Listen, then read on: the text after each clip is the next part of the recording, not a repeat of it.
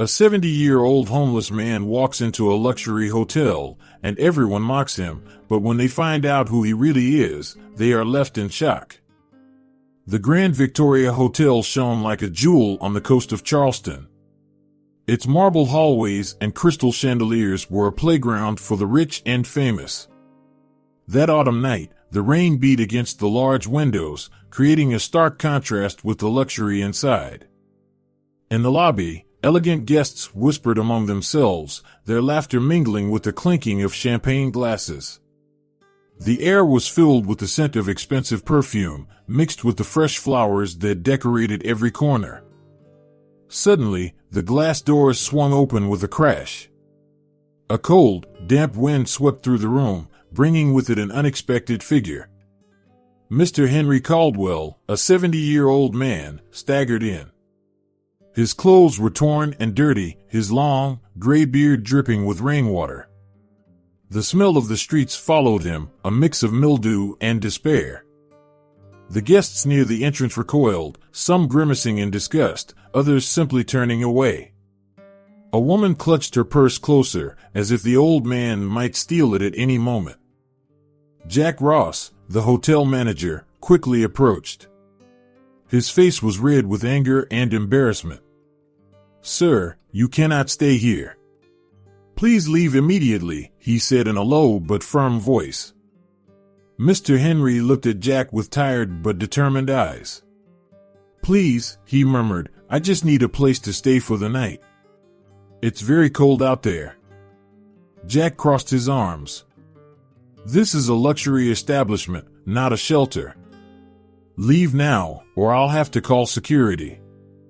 At that moment, a young woman stepped forward. Lucy Green, the new receptionist, felt her heart tighten at the sight of the scene. The old man reminded her of her grandfather, who had passed away a few years ago. "Mr. Ross," she said, "maybe we can help him somehow?" Jack looked at Lucy as if she had two heads. "Miss Green, get back to your station. I'll handle this." But Lucy didn't move. She turned to Mr. Henry and gently asked, "Sir, what's your name?" "Henry," he replied, his voice hoarse. "Mr. Henry Caldwell." Lucy smiled. "Mr. Henry, how about I arrange a room for you just for tonight? It's very cold and rainy outside." Jack was stunned. "Absolutely not. This goes against all the hotel's policies." But Lucy was already leading Mr. Henry toward the elevator. "I'll pay for the room, Mr. Ross. Out of my own pocket." The other guests and staff watched the scene, some with disapproval, others with curiosity. As the elevator doors closed, Jack shouted, "This isn't over, Miss Green."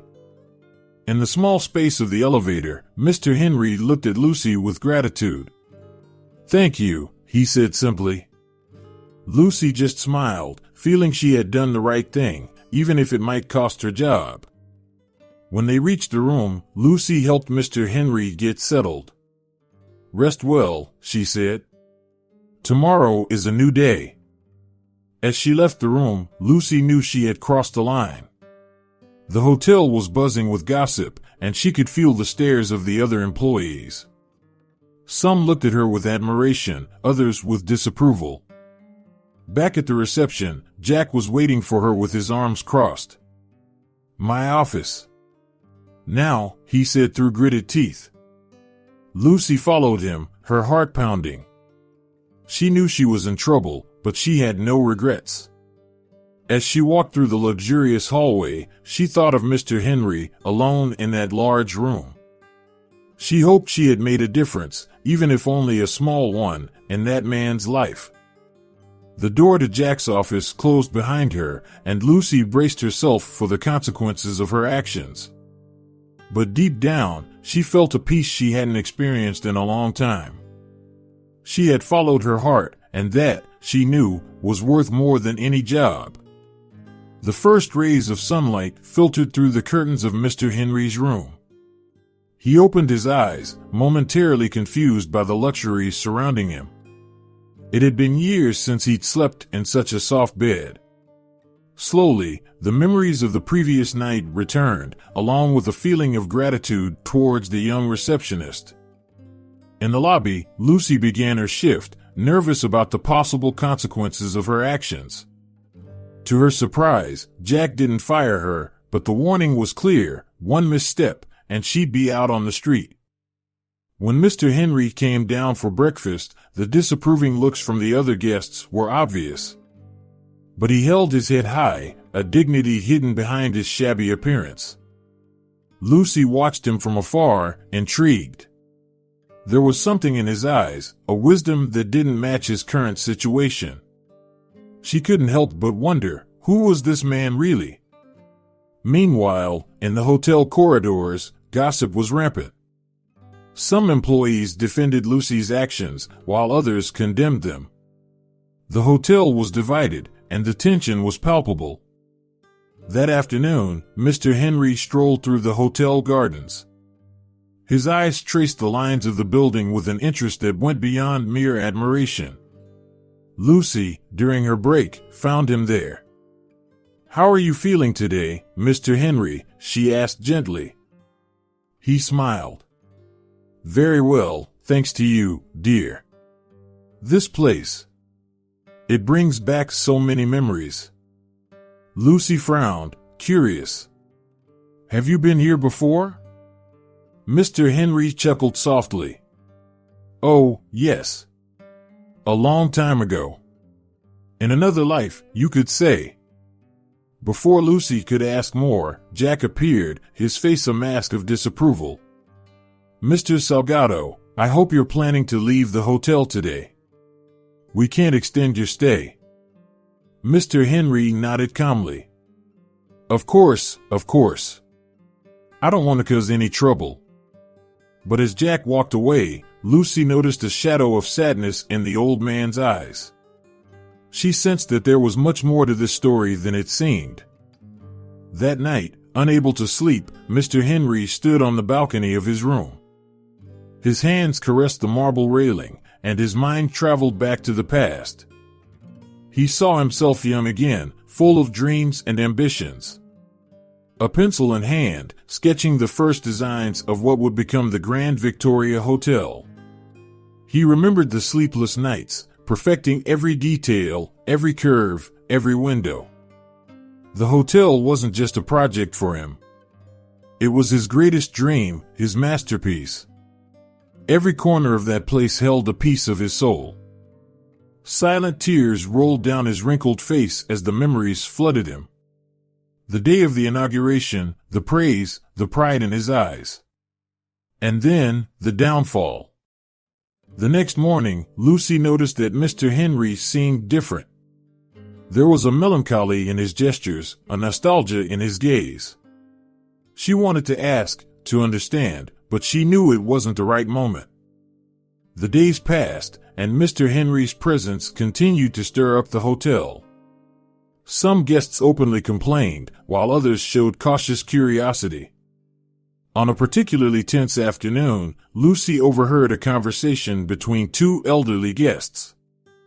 "Don't you think he looks like someone?" one of them said. "Now that you mention it." "There's something familiar about him," the other replied. Lucy felt her heart race. There was more to this story, she was sure of it. Meanwhile, Jack continued his crusade to expel Mr. Henry. He combed through old records, made calls, determined to find a reason to force the old man out. Unaware of all this, Mr. Henry spent his days exploring the hotel. His fingers traced the walls, recognizing every texture. Sometimes, he closed his eyes, as if he were seeing something no one else could see. One night, Lucy found him in the empty ballroom. He was standing in the center, looking up at the ornate ceiling. "It's beautiful, isn't it?" she commented, approaching him. Mr. Henry smiled, his eyes shining. "Yes, it is. You know, I always wanted this ballroom to be like the night sky. Each lamp, a star." Lucy looked at him, surprised. "How do you know that?" But before he could answer, Jack entered, his face red with anger. "What are you doing here?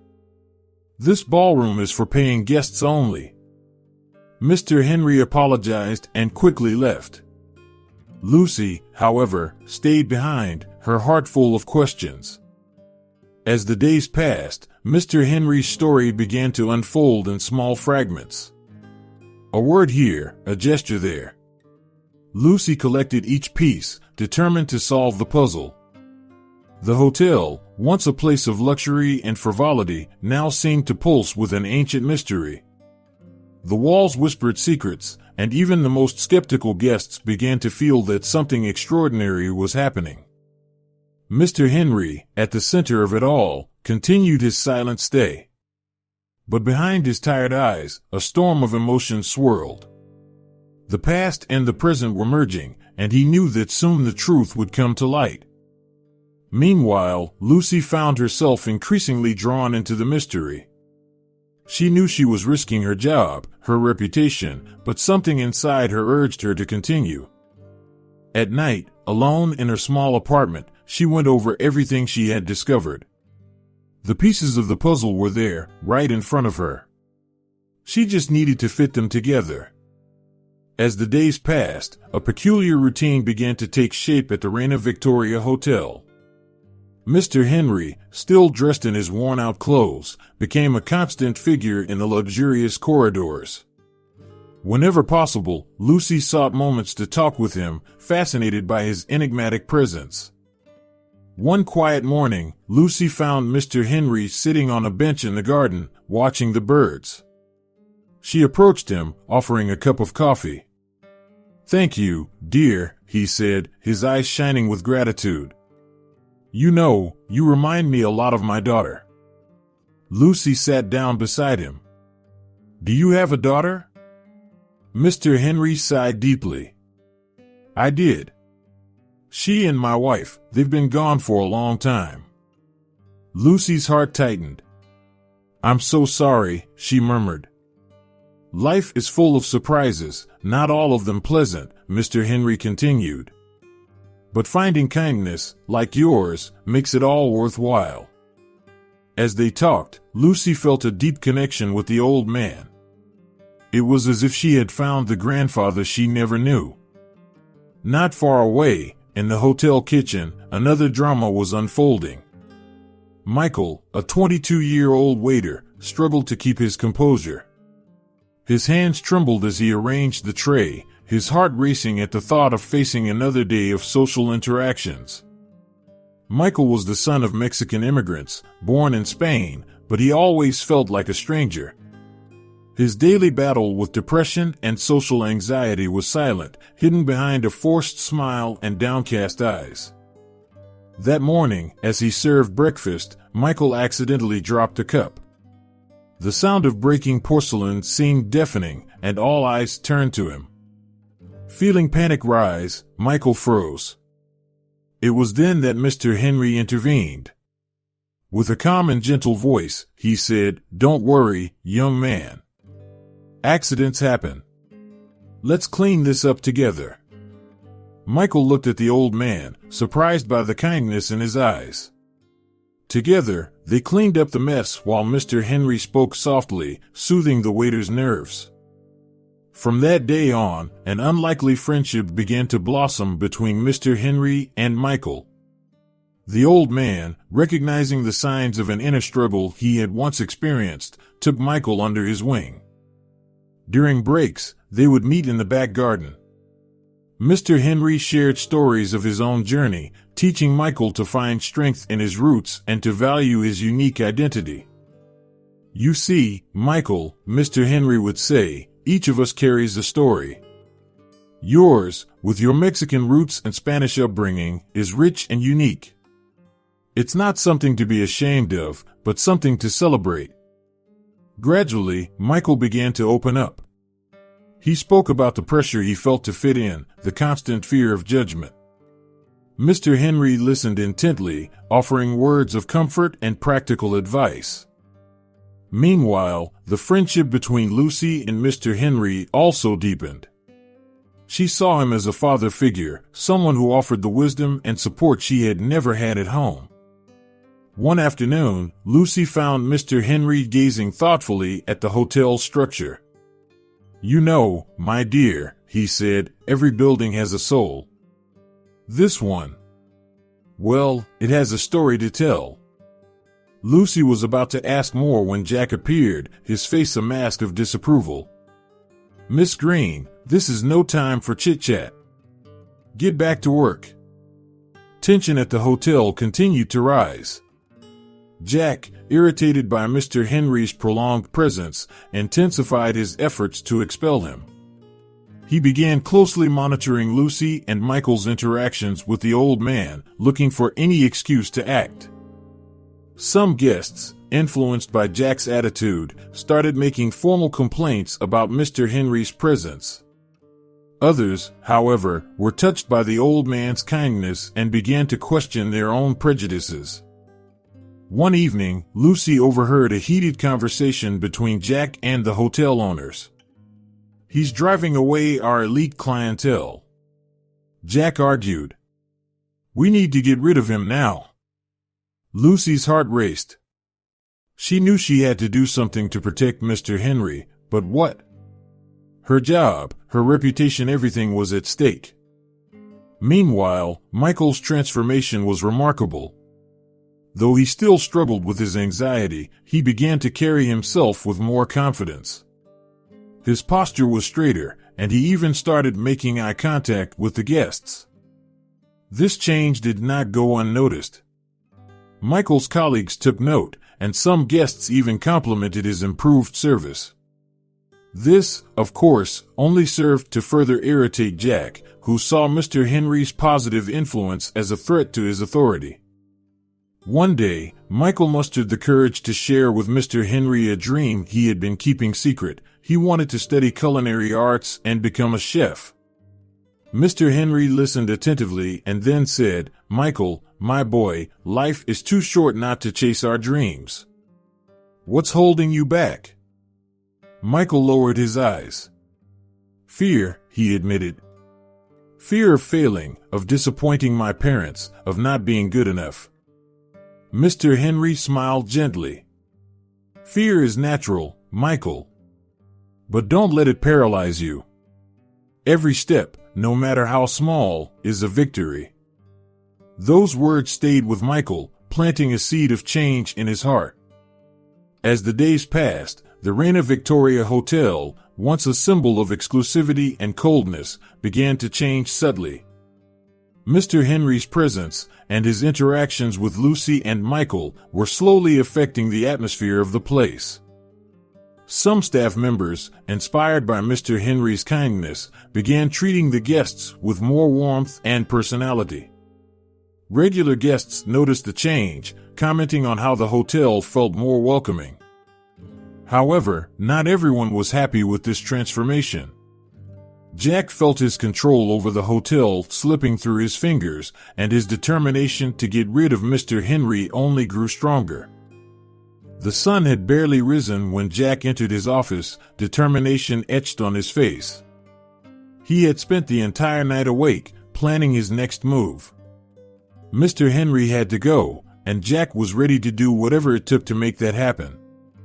With nimble fingers, he began to rummage through old files, guest records, anything that might reveal Mr. Henry's past. Hours passed, and just when Jack was about to give up, his eyes caught a familiar name on a yellow document. "It can't be," he murmured, eyes wide with surprise. Meanwhile, in the hotel lobby, Lucy started her shift. Her eyes instinctively searched for Mr. Henry, finding him seated in an armchair, watching the bustle with a serene smile. She approached, offering him a coffee. "Good morning, Mr. Henry. How are you feeling today?" The old man smiled, accepting the cup. "Ah, my dear, every day here is a blessing. You know, this place brings back so many memories." Lucy was about to ask more when she saw Jack hurriedly leaving his office, a triumphant gleam in his eyes. She felt a tightness in her chest, sensing that something was about to happen. That afternoon, while helping Michael set the tables for dinner, Mr. Henry was transported back to the past. The smell of food, the clinking of silverware, everything took him back to a different time. He saw himself young again, newly married to his beloved Elena. The Grand Victoria Hotel was just a dream then, an ambitious project he was determined to bring to life. Sleepless nights sketching, endless days negotiating with investors. Elena was by his side every step of the way, her unwavering support. "This hotel will be our legacy, Henry," she would say, her eyes shining with pride. And then came the day of the grand opening. The hotel gleamed, every detail exactly as he had envisioned. Henry and Elena were the center of attention, receiving praise and congratulations. But happiness was fleeting. Just a year later, on a rainy night, Henry received the news that would change his life forever. Elena and their young daughter, Sarah, had been in a car accident. Elena didn't survive, and Sarah disappeared in the chaos of the rescue. The pain of loss was overwhelming. Henry sank into depression and alcoholism. The hotel, once his greatest pride, became a constant reminder of everything he had lost. Unable to cope with the memories, he sold his shares and disappeared. "Mr. Henry?" Michael's voice brought him back to the present. "Are you okay? You seem distant." Mr. Henry blinked, brushing away the tears that had formed. "I'm fine, young man. Just reminiscing."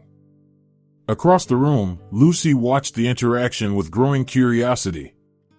There was something in Mr. Henry's gaze, a mix of sadness and nostalgia that intrigued her more and more. Determined to find out more, Lucy seized a moment of calm to approach Mr. Henry. "You seem to know this hotel very well," she commented casually. Mr. Henry smiled, a glimmer of pride in his eyes. "Oh yes, I know every corner, every detail. See that column over there," he pointed. "It was inspired by the columns of the Parthenon. And that chandelier? I designed it with the stars over Charleston in mind." Lucy was astonished. "You designed? But how?" Before Mr. Henry could respond, Jack's voice thundered across the room. "Ladies and gentlemen, may I have your attention, please?"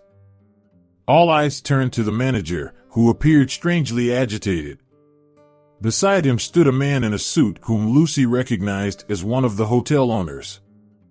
"We have an unusual situation on our hands," Jack continued, his eyes fixed on Mr. Henry. "It seems we have an imposter among us." A murmur rippled through the room. Lucy felt her heart race, looking from Jack to Mr. Henry, who remained calm in his chair. "This man," Jack pointed dramatically at Mr. Henry, "is not just a simple homeless person. He is Henry Caldwell, the original architect of this hotel and its former owner." The silence that followed was deafening. All eyes turned to Mr. Henry, who slowly stood, his posture subtly shifting. Suddenly, despite his worn clothes, he exuded undeniable dignity. "Yes," Mr. Henry spoke, his firm voice echoing through the room, "I am Henry Caldwell. This hotel was my dream, my creation." The revelation hit like a bombshell. Guests and staff alike were stunned. Michael looked at Mr. Henry with a mixture of surprise and admiration. Lucy felt as if the ground had been pulled out from under her. But Jack wasn't finished. With a cruel smile, he continued, "But that's not all. Our illustrious architect abandoned everything, including his fortune and reputation, after the tragic death of his wife. He became an alcoholic, living on the streets, a complete failure." Jack's words cut through the air like knives. Mr. Henry closed his eyes, the pain evident on his face. Lucy felt a wave of anger rise within her. How dare Jack expose Mr. Henry's pain like that? The room erupted in whispered conversations. Some looked at Mr. Henry with pity, others with contempt. The atmosphere, once welcoming, became heavy and suffocating. Mr. Henry, suddenly looking very old and tired, slowly walked toward the exit. Lucy made a move to follow him, but Jack stopped her. "Don't even think about it, Miss Green. Your shift isn't over yet." Powerless, Lucy watched as Mr. Henry disappeared through the door, his shoulders hunched under the weight of the revelations. That night, the Grand Victoria Hotel was in turmoil. Mr. Henry's story spread from person to person, gaining new details with each retelling. Lucy could hardly concentrate on her work, her mind replaying everything that had happened. When she finally finished her shift, she rushed to Mr. Henry's room, only to find it empty. His few belongings were gone, the bed made as if it had never been occupied. With a heavy heart, Lucy went down to the reception. "Where is Mr. Henry?" she asked a colleague. "He's gone," came the reply. "Left a few hours ago, said he wouldn't be coming back." Lucy felt as if she'd been punched in the stomach. Mr. Henry had left, taking with him the secrets and stories she had so longed to uncover. And now, she found herself alone, facing the consequences of her actions and the shocking revelations of the day. As the hotel slowly quieted down for the night, Lucy knew that nothing would ever be the same again. The secrets unveiled had changed everything, and she couldn't help but wonder what the future held for all of them. The main hall of the Grand Victoria Hotel buzzed with the energy of another elegant evening.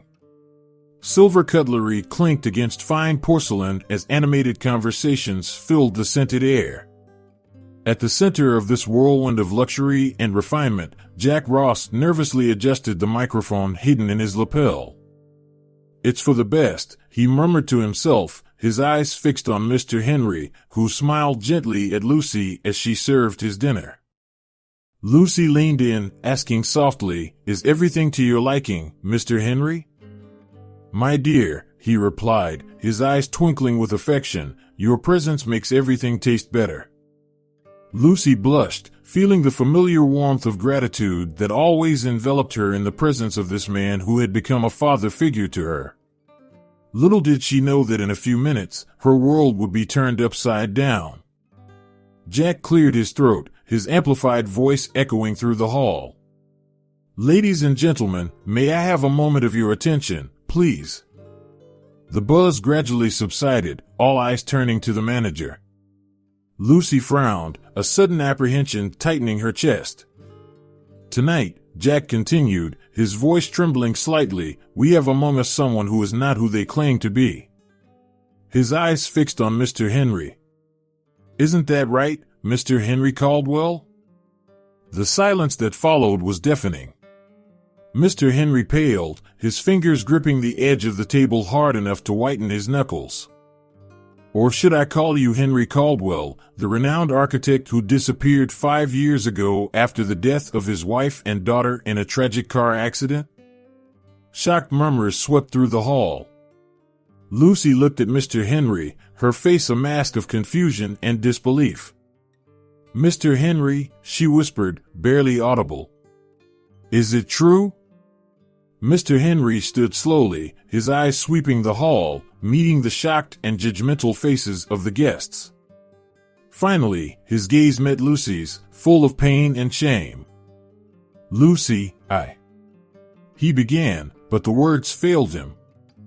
Jack, seizing the moment, continued relentlessly, "This man abandoned his profession, turned his back on those who needed him. A coward who fled his responsibilities." "Enough!" Lucy shouted, tears in her eyes. "How can you be so cruel?" But her words were drowned out by the growing murmurs of the guests. Some stood up, pointing accusingly at Mr. Henry. "He deceived us. An impostor. How dare he pretend to be one of us?" Mr. Henry staggered backward, as if each word were a physical blow. "I'm sorry," he murmured before turning and rushing toward the exit. "Mr. Henry, wait!" Lucy shouted, trying to follow him. But the crowd of curious and outraged guests blocked her path. Mr. Henry crossed the hotel doors, plunging into the rainy Charleston night. The cold rain mixed with his tears as he ran aimlessly through the city streets, leaving behind the only place he had felt at home for the past 5 years. In the hotel hall, chaos reigned. Lucy struggled to make her way through the crowd, desperate to reach Mr. Henry. "Let me through," she yelled, pushing stunned guests. "I need to find him." Michael, a silent witness to the entire scene, maneuvered his wheelchair toward the exit. "Lucy," he called. "I'm coming with you." Jack, still at the center of the hall, watched the scene with a mix of triumph and a growing sense of discomfort. He had achieved what he wanted to expose Mr. Henry and remove him from the hotel. But as he saw the turmoil he had caused and the pain in Lucy's eyes, he began to question whether the price of his victory had been too high. Outside the hotel, the rain fell mercilessly. Lucy and Michael braved the storm, shouting Mr. Henry's name at every corner and every alley. "Mr. Henry!"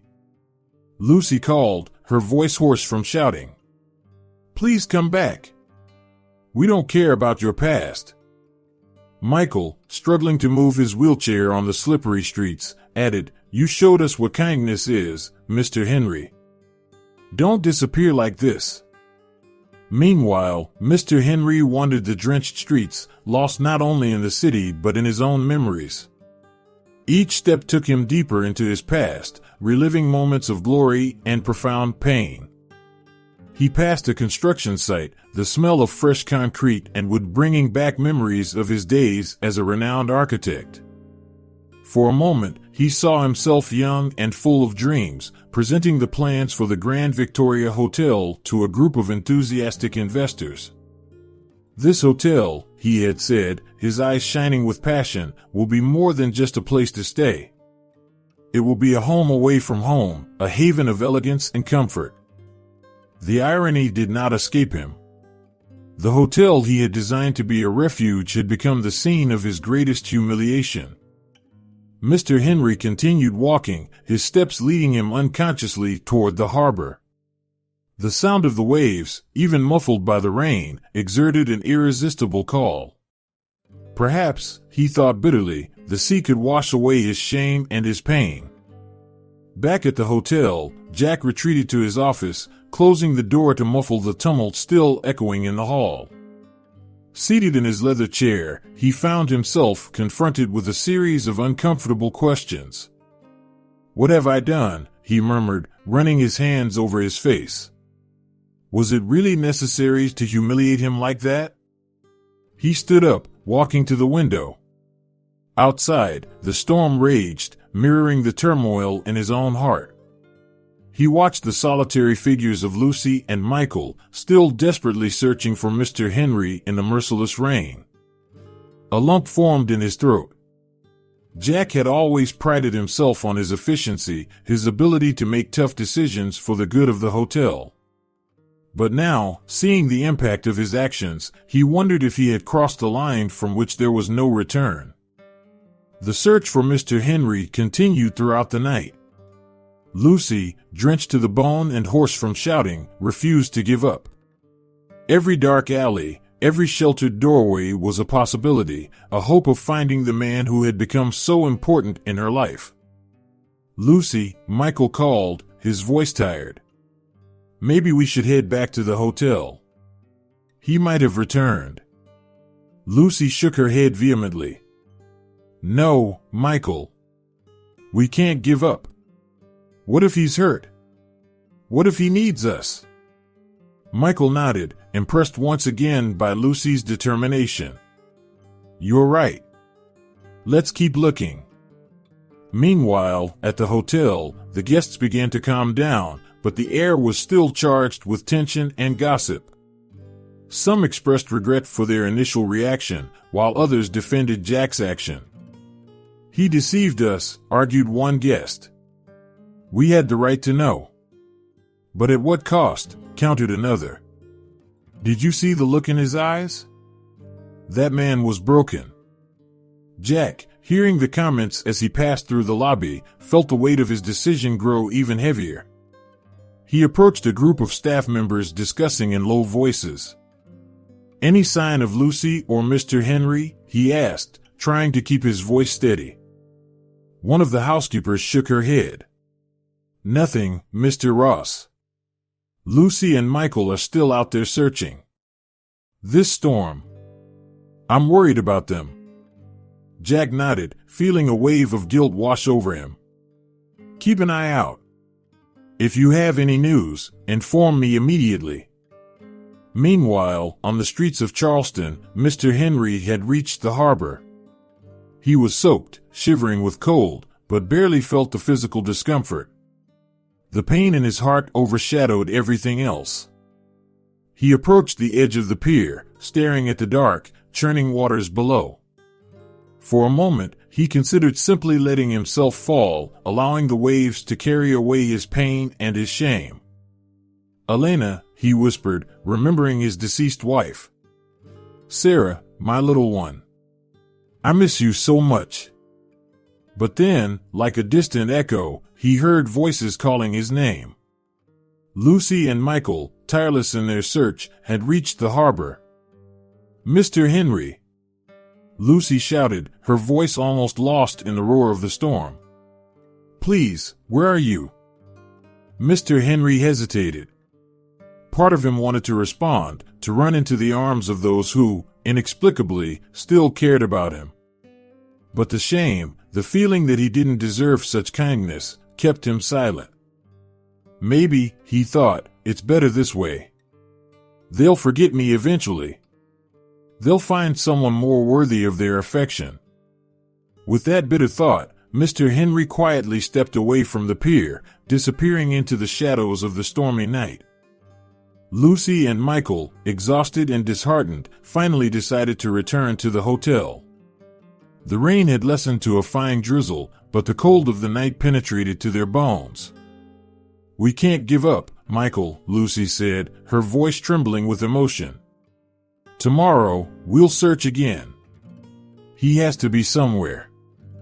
Michael nodded, admiring his friend's determination. "We'll find him, Lucy. Mr. Henry is strong. He'll be okay." When they arrived at the hotel, they were greeted by Jack, who seemed to have aged years in just a few hours. "Any sign of him?" Jack asked, the concern evident in his voice. Lucy shook her head, fresh tears glistening in her eyes. "Nothing." "How could you, Jack? How could you do this to him?" Jack lowered his eyes, unable to face the accusation in Lucy's gaze. I'm sorry. I thought I was doing the right thing, but now it's too late," Lucy finished bitterly. "But don't think this is over. We'll find him, with or without your help." As Lucy and Michael withdrew to rest and prepare for another day of searching, Jack remained in the lobby, feeling the weight of his actions like never before. The Grand Victoria Hotel, once a symbol of luxury and refinement, now seemed cold and empty without the warm presence of Mr. Henry. The night advanced, and three tormented souls faced their own internal storms. Mr. Henry, lost in the streets of Charleston and in his own painful past. Lucy, determined not to give up on the man who had become a father figure to her. And Jack, beginning to understand the true cost of his rash actions. As the city slept, the Grand Victoria Hotel waited in silence, a mute witness to a story of loss, redemption, and the relentless pursuit of a place to call home.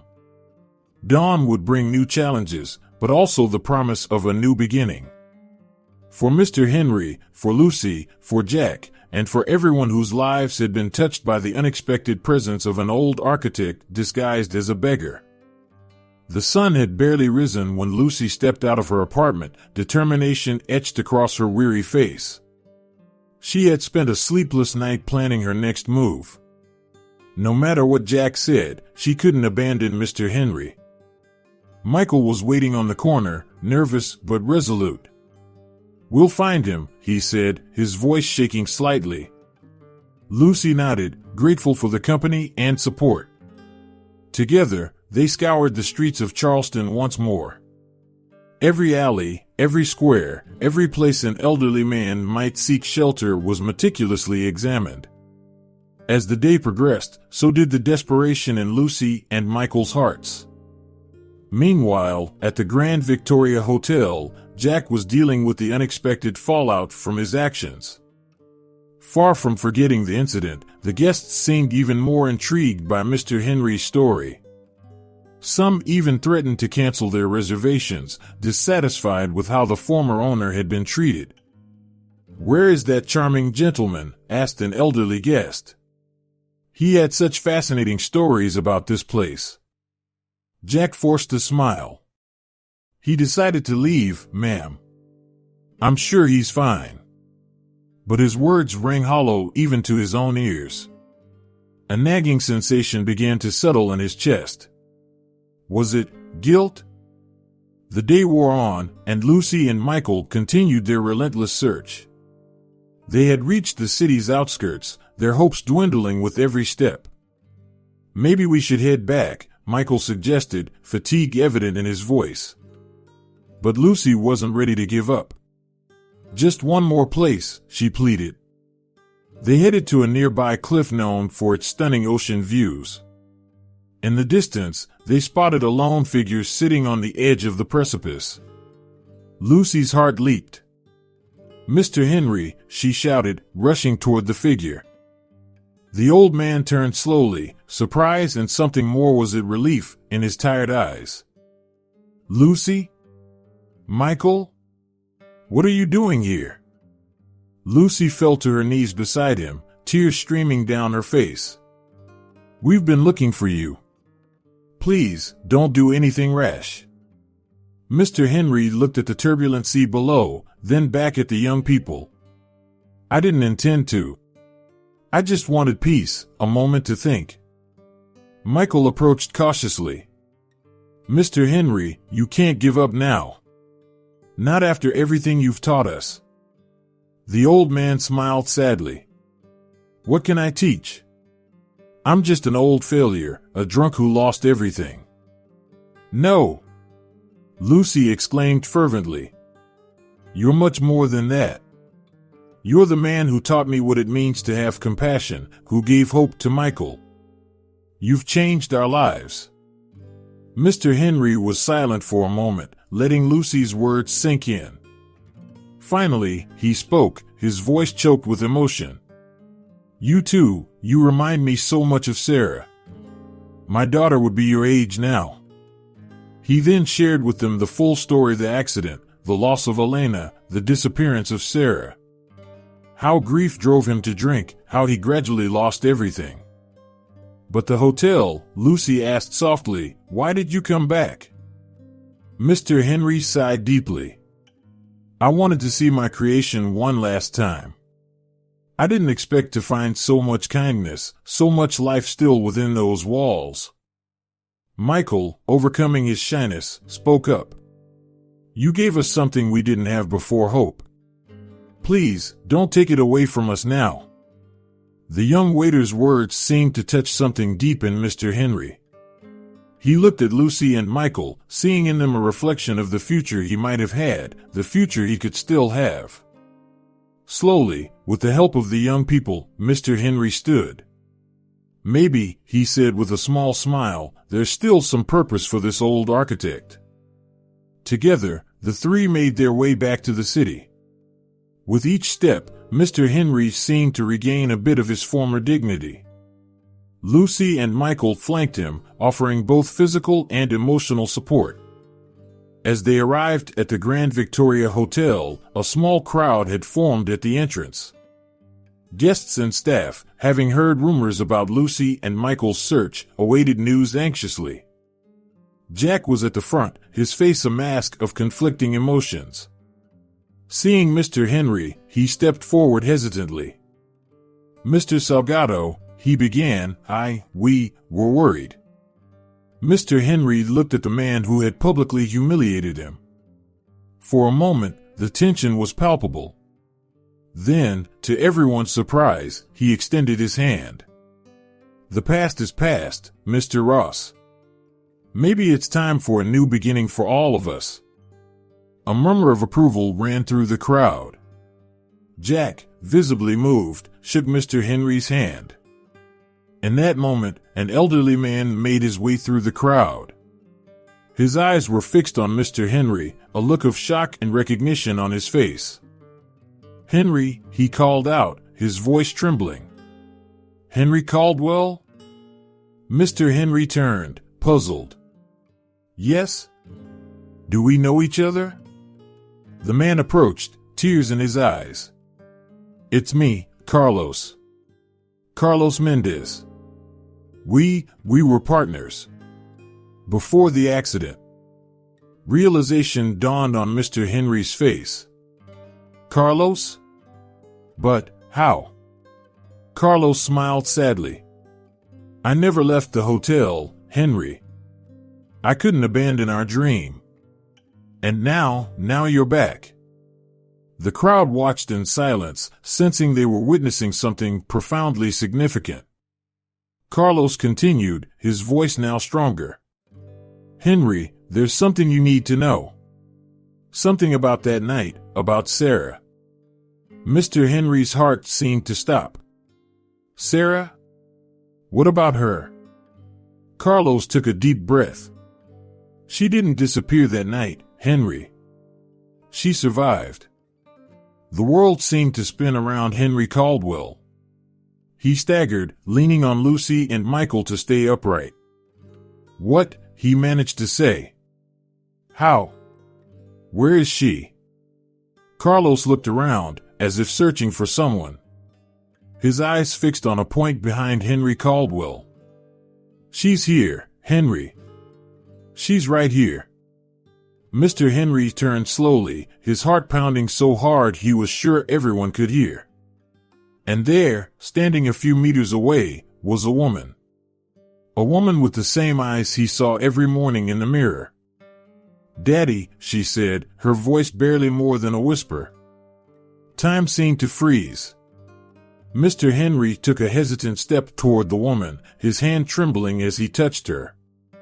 "Sarah?" he asked, almost afraid she would disappear if he spoke too loudly. And then, like a dam breaking, they fell into each other's arms, sobbing. 20 years of pain, loss, and longing dissolved in that embrace. Lucy and Michael watched the scene, tears flowing freely down their faces. Jack, Carlos, the guests all watched in reverent silence, witnesses to a miracle no one expected.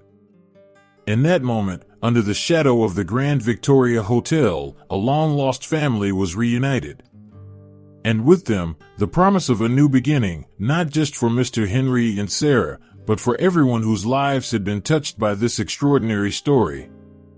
The sun set over Charleston, casting a golden glow over the scene.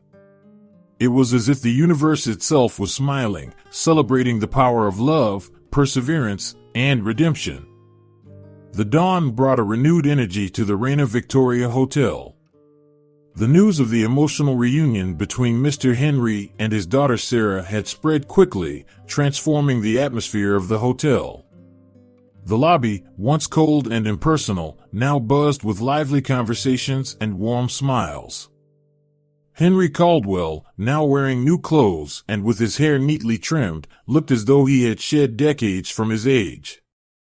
He walked through the hotel corridors arm in arm with Sarah, his eyes gleaming with a long-forgotten happiness. Every corner, every architectural detail, came alive with their shared stories and memories. "Look, Sarah," he said, pointing to an intricate mosaic on the floor, "your mother chose this pattern. She used to say it looked like a field of flowers seen from the sky." Sarah, absorbing every word, every memory, felt as if she was not only reclaiming her father, but also a piece of her mother she had never truly known. Meanwhile, Lucy watched the scene with a mixture of joy and melancholy. She was genuinely happy for Henry Caldwell, but she couldn't help feeling a twinge of sadness. The man she had seen as a father figure now had his own daughter back. Noticing Lucy's gaze, Mr. Henry called her over. "Come here, my dear. You are as much a part of this story as Sarah." With tears in her eyes, Lucy joined them. Mr. Henry took her hand and Sarah's, joining them together.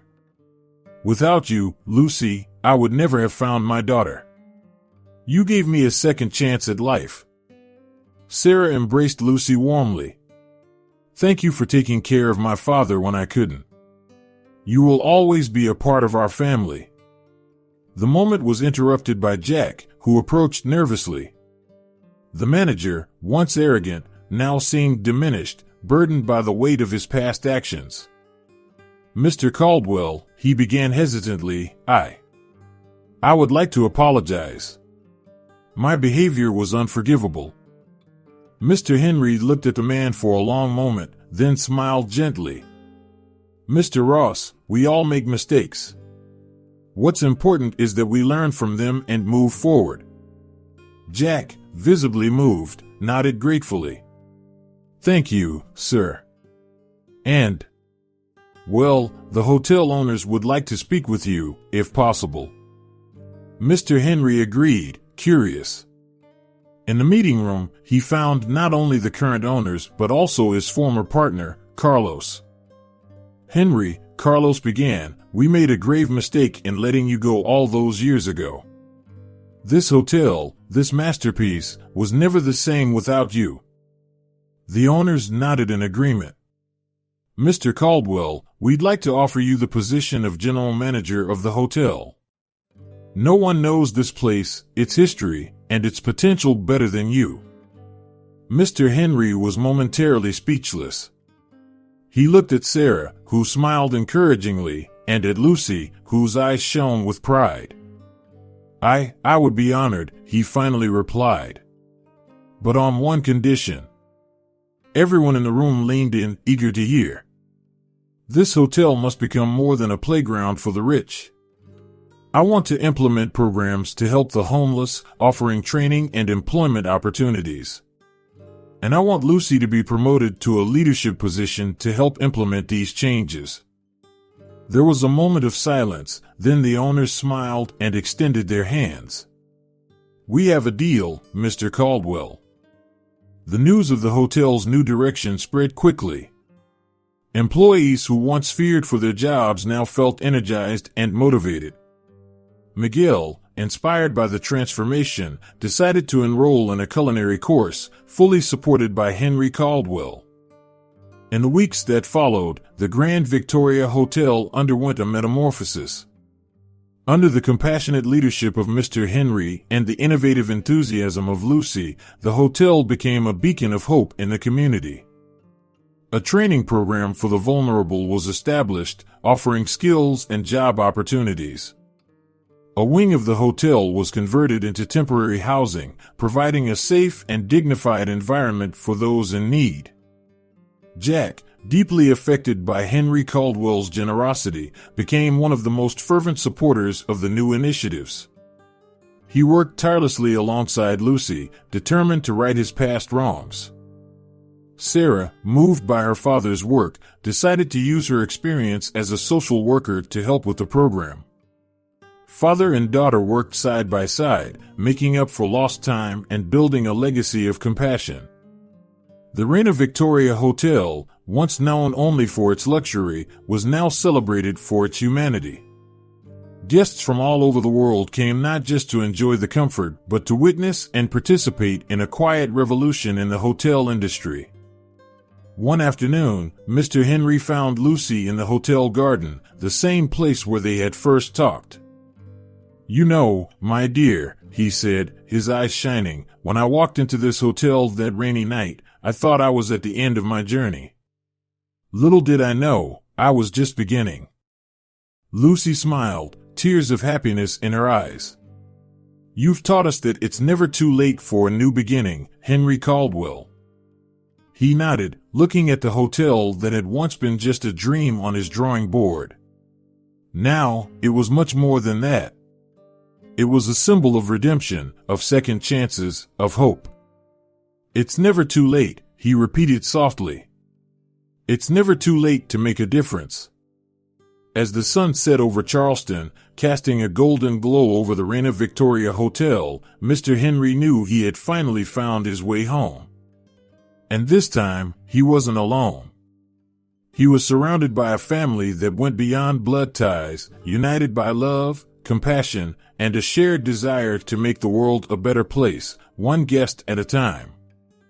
A year had passed since that fateful night when Mr. Henry Caldwell, an elderly man who seemed homeless, crossed the threshold of the Reina Victoria Hotel.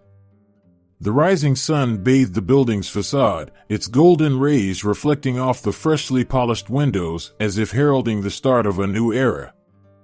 In the now welcoming and vibrant lobby, a shining sign caught the attention of everyone who entered: "Welcome to the Grand Victoria Hotel, where every guest is family." Below, in smaller letters, "Founded by Henry Caldwell, reborn through compassion." Henry Caldwell, dressed in an elegant suit yet retaining his characteristic humility, walked through the lobby. His eyes sparkled with a mix of pride and emotion as he greeted employees and guests. Every face he encountered had a story, a journey that had been touched in some way by the hotel's transformation. Lucy, now the director of social responsibility, appeared by his side, beaming. "Henry Caldwell, everything is ready for the inauguration ceremony." He nodded, his voice thick with emotion. "Who would have thought, my dear, that rainy night would lead us here?" Together, they made their way to the backyard garden, now transformed into a lush community space. A diverse crowd awaited them, luxury guests standing side by side with former homeless residents, all united by the extraordinary story of the hotel. Sarah, Henry Caldwell's daughter, was there with her own family, tears of pride in her eyes. Miguel, now the assistant chef at the hotel's restaurant, smiled confidently, free from the anxiety that once consumed him. Even Jack, the former manager, was present, his face a mix of regret and gratitude for the second chance he'd been given. Mr. Henry stepped onto the small stage, and silence fell over the crowd. His voice, firm and filled with emotion, echoed through the garden. "Friends, family, it is with a heart overflowing with gratitude that we inaugurate today not just a new wing of our hotel, but a new philosophy of life. This space we call Shelter of Hope is more than just walls and roofs. It is a testament to the power of compassion, the strength of second chances, and the beauty that exists within each of us." He paused, his eyes scanning the crowd, connecting with every person present. "A year ago, I was a lost man, without hope. But thanks to the kindness of a young woman," he smiled at Lucy Dash, "and the strength of a community willing to see beyond appearances, I found not just my way back, but a new purpose." Mr. Henry gestured towards the new wing of the hotel, its walls painted in warm and welcoming colors. "This space will be a temporary home for those who, like I once did, have lost their way. Here, we will offer not just shelter, but opportunities, training, and above all, dignity. Because each one of us, no matter our story, deserves the chance to rewrite our future." Silent tears ran down many faces in the audience. Stories of transformation, of lives changed by the new spirit of the Reina Victoria Hotel, were whispered among those present. "Today," Henry Caldwell continued, his voice growing in intensity, "we do not just celebrate the opening of a building. We celebrate the rebirth of a community. We celebrate the idea that, together, we can create a world where no one is left behind, where every person is valued, where compassion triumphs over prejudice." He extended his arms as if to embrace everyone present. "This hotel, this jewel of Charleston, is no longer just a place for the privileged to rest. It is a beacon of hope, a reminder that the true luxury of life lies in how we treat one another." With a gesture, Mr. Henry invited Lucy, Sarah, Miguel, and even Jack to join him on the stage. Together, they represented the incredible journey they had shared. "Look around you," said Henry Caldwell, his voice now soft but powerful. See the faces of those beside you. Strangers who have become friends, rivals who have become allies, lives that have intertwined in ways we could never have imagined. This is the true miracle we celebrate today. With a radiant smile, he concluded, "May the Grand Victoria Hotel continue to be not just a place to stay, but a place to transform, to dream, to be reborn. May every person who walks through our doors leave not just rested, but inspired to spread the same compassion and kindness they found here." A moment of reverent silence was followed by an explosion of applause and joy. Hugs were exchanged, tears of happiness were shed. The sound of laughter and celebration echoed through the garden, a living testament to the transformative power of love and compassion. As the festivities began, Mr. Henry stepped aside for a moment, looking at the hotel that had once been just a dream on his drawing board. Now, it was a symbol of hope, a monument to the resilience of the human spirit. Lucy approached, gently placing a hand on his shoulder. "What are you thinking, Henry Caldwell?" He smiled, his eyes shining with a mix of gratitude and determination. "I'm thinking, my dear, that this is just the beginning. We have much more work to do, many more lives to touch." Together, they looked out at the celebration before them, at the intertwined and transformed lives. The Grand Victoria Hotel was no longer just a building of stone and glass. It was a beating heart of hope, a living proof that it's never too late for a new beginning, and that the greatest luxury in life is the ability to make a difference in the lives of others. And so, under the blue sky of Charleston, a new story began to be written. A story of compassion, of second chances, and of the transformative power of love. A story that would continue to inspire and change lives long after the lights of the Grand Victoria Hotel had dimmed for the night. I hope you enjoyed today's story. If this journey touched your heart, don't forget to like the video and share your thoughts in the comments. Your feedback is so important to us. Subscribe to the channel so you don't miss any of our heartwarming stories. Remember, every new day is a chance to rewrite our own story.